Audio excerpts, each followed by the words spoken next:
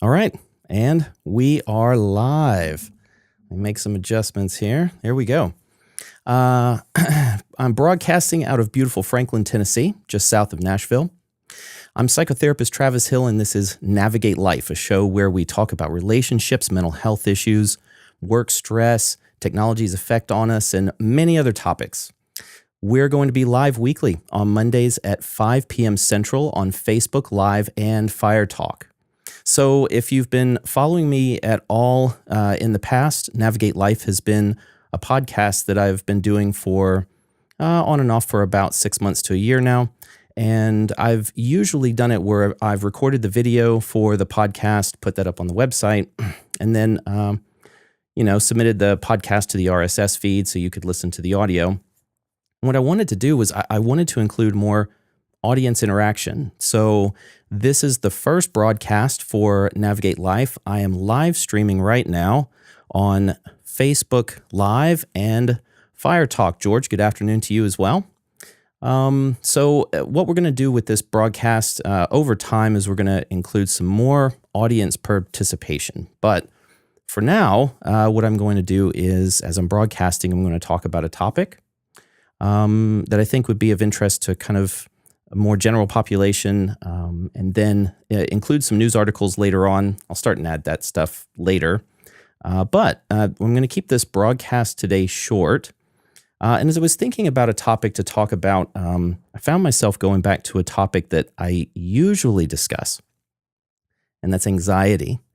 Now, normally what I've done is I've tried to let people know this is kind of, if you're dealing with anxiety, these are some things that you can do to deal with it. But I want to take a bit of a different approach today.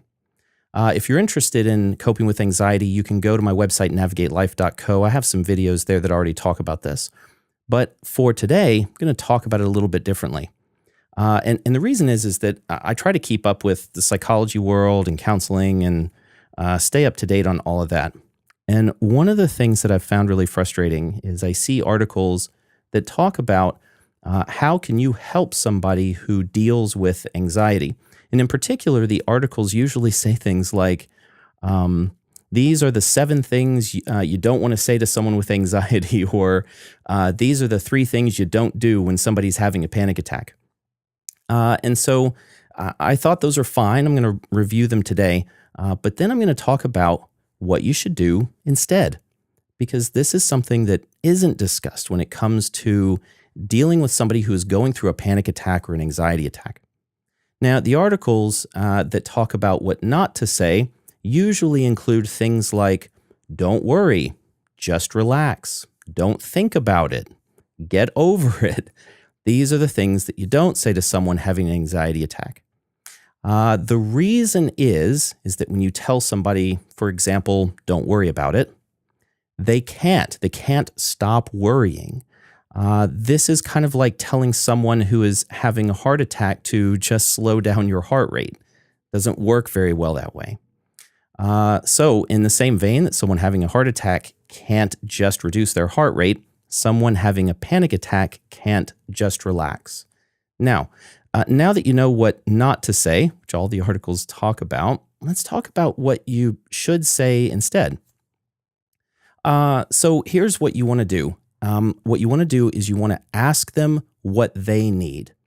So usually the better way to do this is preventive. And what I mean by that is if you already know that you are with someone who is having a panic attack or anxiety attack on a regular basis, maybe this is a spouse or boyfriend or girlfriend, a sibling, a parent, something like this, somebody that you're close to, you want to have a preventive conversation with them, meaning you want to sit down and talk with them about what it is that you could do for them in the case of a panic attack.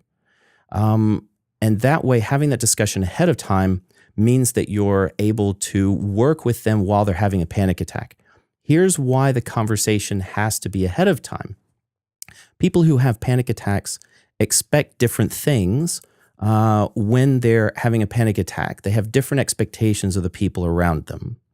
Some people in those moments, they want to be held. They want the physical contact. They want you to hold their hand. They need a hug, something like this. to kind of ground them, right?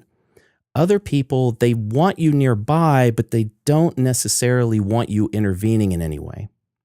And there's other people that they just want you to ignore them. Anxiety attacks, they're embarrassing for a lot of people because they tend to draw attention, and that attention can make them feel worse.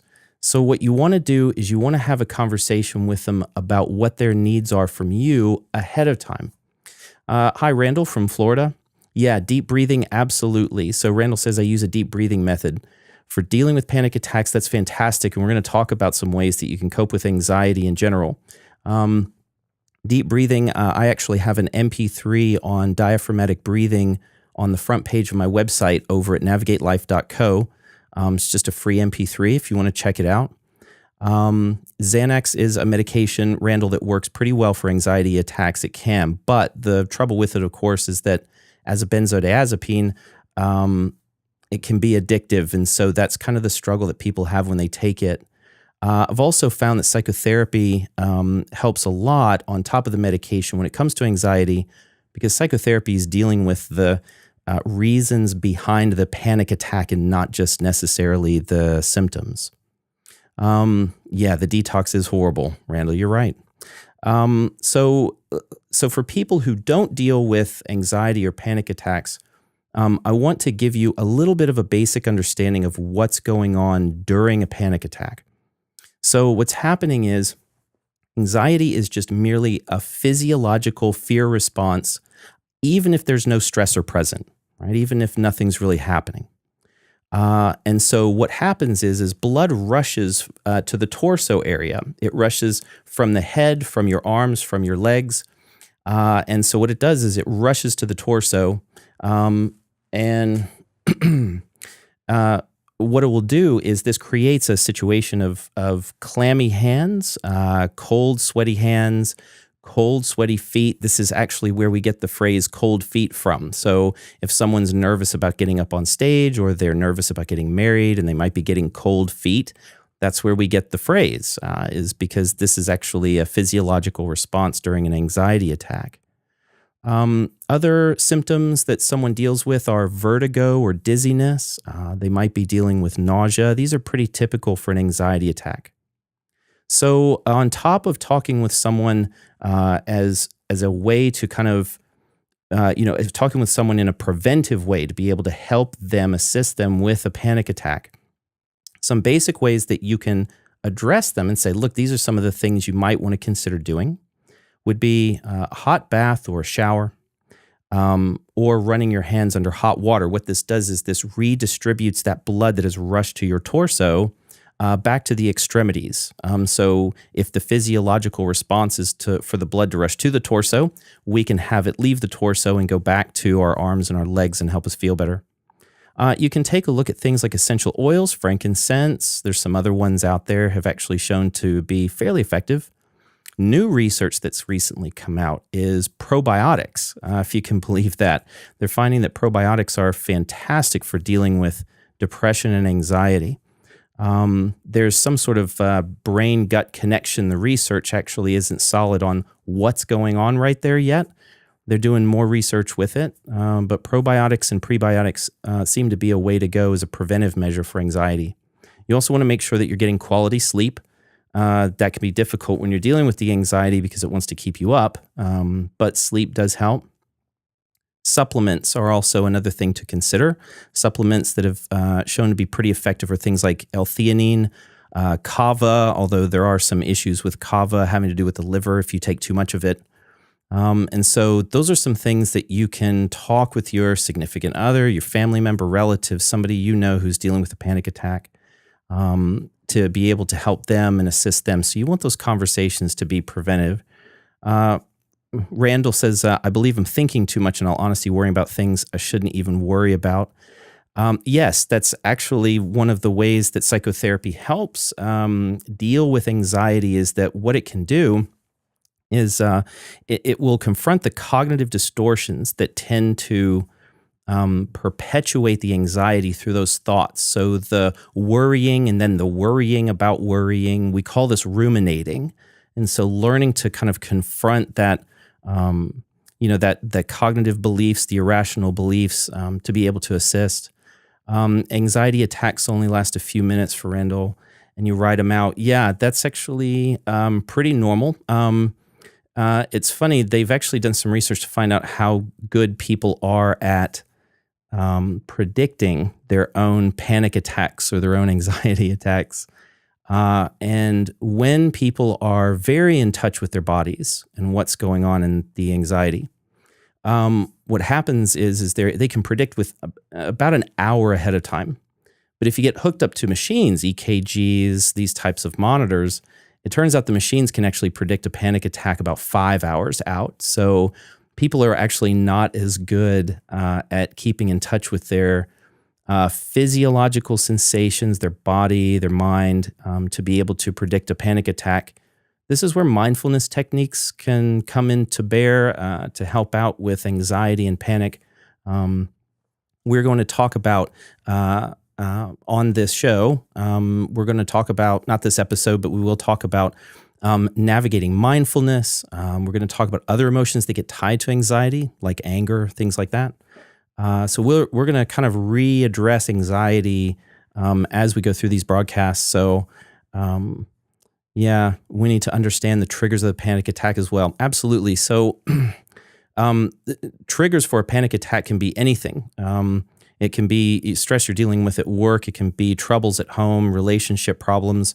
It could be trauma that you've dealt with from childhood. It could be anything, almost anything that just kind of sits in your body. Yeah, and so Randall's saying his panic attacks occur when he wakes up in the morning. Yeah, so that's actually pretty interesting too. People tend to have a preference, not that they like it, but they tend to have, their body tends to respond to panic most in the morning or in the evening right before bed. Nobody's exactly sure why. Part of that fight or flight response in the morning could be it, meaning you're waking up, you're a little groggy, your body is realizing that it needs to readjust, and so it kind of panics in order to jumpstart your body and get it going. In the evening time, some people will get anxiety because they're dealing with loneliness. It's tough to be able to reach out to people. They feel kind of trapped or closed off. They don't feel like they can reach out to people at nighttime because everybody's sleeping. So they feel very lonely. And when you get alone with your thoughts and you're dealing with anxiety and panic, then that's exactly what tends to happen, is that then the anxiety starts to kick in because you're just thinking about the anxiety. So I'm hoping that that this broadcast, we've been going almost 15 minutes at this point. I just wanted to keep it short and do a little bit of intro for the show. I hope this was helpful when it comes to understanding a loved one or a family member, somebody close to you, what it's like when they're dealing with anxiety and what you can do to actually help them, as opposed to all the articles out there that talk about what not to do. I didn't find that very helpful, so I hope this was a bit more helpful. And for those of you who are dealing with anxiety, some basic ways to be able to help yourselves. If you have a question for the show, you can join me live and I'll try to answer your questions while streaming. Randall, I hope this was helpful. Or you can send an anonymous email to info@navigatelife.co. Please put live in the subject so that I know that you're talking about this wanting to go on the air. Make sure you follow me on Twitter. I'm at Travis Hill LPC. And on Instagram, I'm at navigate_life. Or you can follow me on Facebook at NavigateLifeTH. If you'd like to work with me personally, you can head over to the website at navigatelife.co for a bit of more information. And if you can't watch the show live, no worries. You can subscribe to the audio podcast on iTunes and Google Play, or you can catch the videos on the website, navigatelife.co. Now, if you or someone you know is interested in anger management, you can check out my book, Navigate Anger. It's available in print, ebook, and audio format. And I will see you all next week. You all take care.